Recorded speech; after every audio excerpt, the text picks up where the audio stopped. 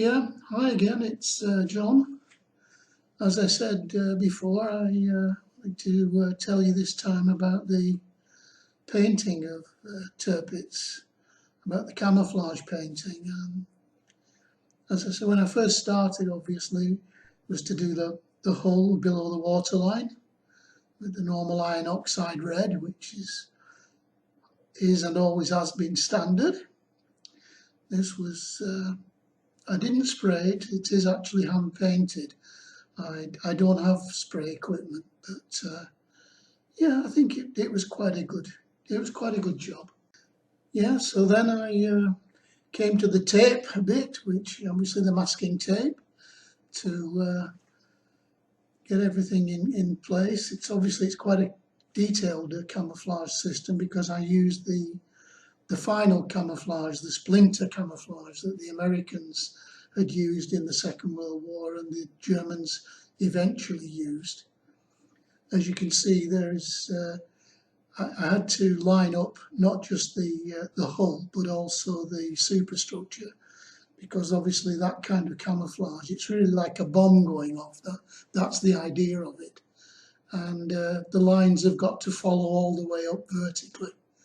So I placed most of the superstructure onto a cardboard base on the hull, and then visually lined it up so that I could paint the lines upwards and onwards. The whole thing went together quite a lot simpler than I thought. I was really quite dubious about how that would work. This is actually how Tirpitz looked in the early days. Black and white photographs, obviously, and it was old style camouflage. The normal break it up with dots, with blobs and this sort of thing, as you can see here with this coloured one. But eventually they did copy the Americans and they went on to this Splinter camouflage, as you can see now with this.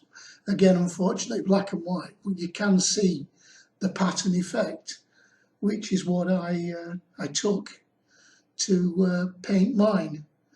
The effect, it's a bit like a zebra. Everyone thinks zebras must stand out like a sore thumb, but they don't. The black and white stripes are incredible for camouflage.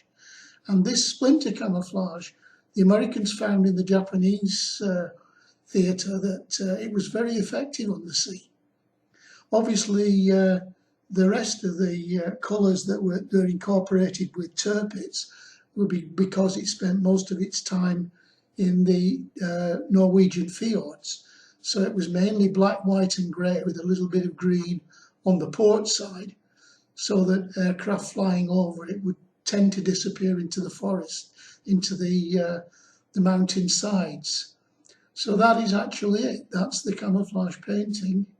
As you can see, this final picture there, this with all the fittings as well. But yeah, that's it. The next one's going to be about putting the fittings on. So I'll speak to you again. Thanks for watching.